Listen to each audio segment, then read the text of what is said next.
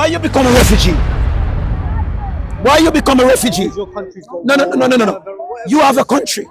And I think it's spineless for you to leave your country. They want to fly, risk to come to a man's country to do what? I agree with that.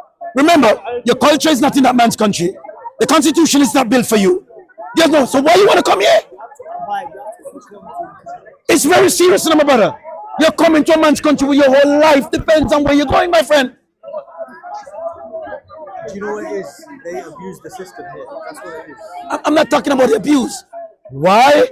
Your purpose of travel is to come all the way from a land you don't pay tax, lovely sunshine, you have everything to your access. Why would you do that?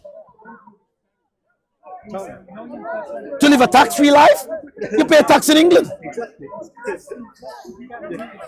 Why not educate yourself, get a profession, and integrate into society and help that society to be a better society? Easy. In your own country, isn't it? So whatever you can't do in your own country, and you want to do something that has value in a man's country, let's stand together as humanity. Let's make it happen. But by coming to believe that we owe you something here is the beginning of the destruction. Because when Europeans rise to the occasion, you can't control them. 500 years ago, we would be at an auction at Tower Bridge.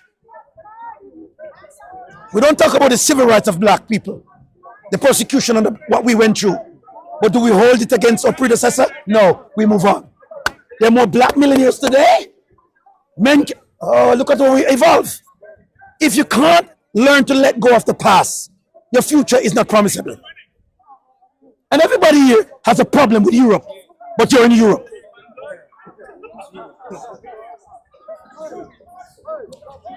Everybody wants to free Palestine in Europe. I've never seen a march in Palestine. Save Palestine, save Palestine. All the first aid that is given to Palestine, money from Europe. What more do you want Europe to do? The Windrush generation was a migrant generation.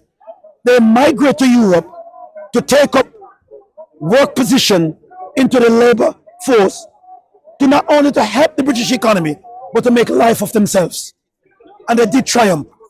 We owned houses, we had businesses, we had a life. This generation that is around today is spineless. They want it now. Nobody wants to work for anything. They're entitled. Entitled to what? You dare put a Palestinian flag in Westminster. Try do it in Saudi. I dare you fly a Yemen flag in Qatar. Well, you can't do it there. But that's your Muslim brother country. That's the country of your religion, religious followers. Why you can't do it there? Why you respect the law in that country, but you don't want to respect the one here?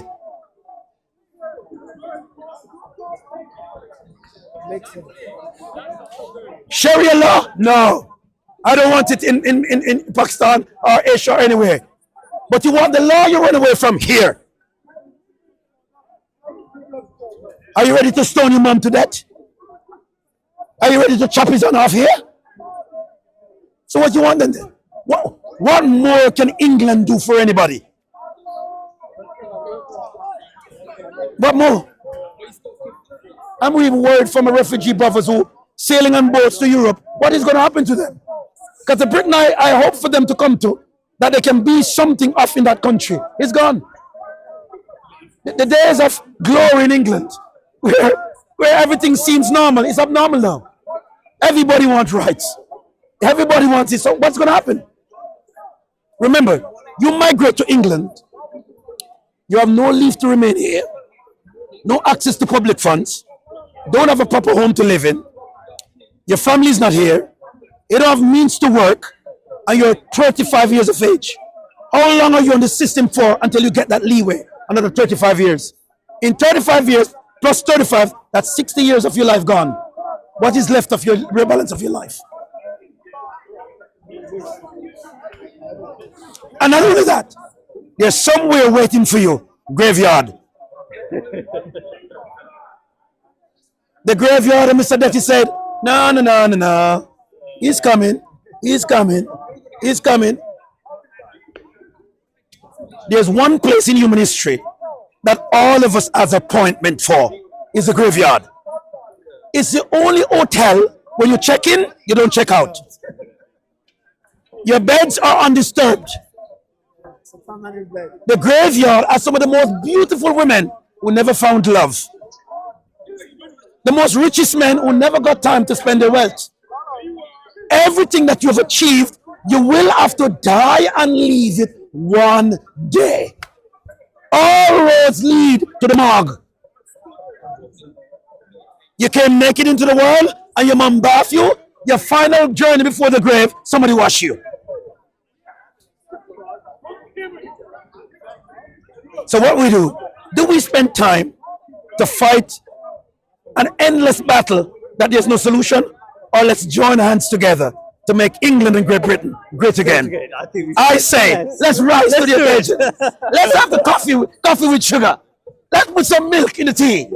Mr. Prime Minister, Mr. Permanent Secretary, we welcome you into Parliament. We hope that you will serve us well and give all of us what we shall and we do need. I'm saying, let's migrate to lift up the joy to see you migrate in a man's country. And you better yourself to see where you're coming from to where you are. You must cry. You feel so good. Can I tell you something? Yes. I 100% agree with every word that has come out of your mouth. Yes. But that time that you're talking about is long gone, man. Can I share something with you? I still have hope. You've got hope. I still have hope. I have a dream that one day, while you park, listen to me, I have a dream that one day, listen to me, one day, when you get that £2 million house and the missus walking in that Gucci, I'll be your neighbor. And I'll say to you, why? You remember this? Look at the joy we share. This is the hope we have. And wherever you're in your community, and there are guys here who are coming, wherever, cheer them up, cheer them on. Britain is one of the greatest countries on planet Earth. Let's make Britain great again. As the Americans say, let's America great again. America, if you can't be anybody in England or America, you're doomed. Your journey across the Atlantic is not in vain, because you travel with your country and you, as a patriot, on your back. So let's get it back again. I believe there are good stories out there. I've read a story where a migrant Indian, he came to Britain as a lorry driver. He's one of the biggest cardiologist doctor in the medical field in the NHS. What a story. Can you imagine? Earning over 70 grand a year. The wife can fly out to Dubai whenever she's ready. He can wear some Gucci when he's ready. You know what I mean? Dutch cup of steak when he's ready. See, he's getting hungry now, is he? That's his life, my brother. We can't start a life in Britain by burning flags, raising flags, and create anarchy in people's country. You know what I mean?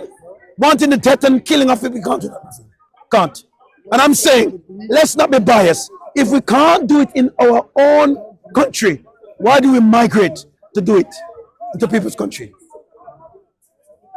So I'm saying, for the viewers out there, wherever you are, God is with you. Whatever you do, just remember, it's not what the country can do for you, it's what you can do for yourself in a country. I say, from Speaker's Corner, all the way in London, one of the greatest cities on planet Earth, we need you. We need doctors, we need carpenters, we need painters, we need engineers, we need help, we need pilots. You are the next generation of tomorrow. May God bless you where you are. Peace up. Blessings.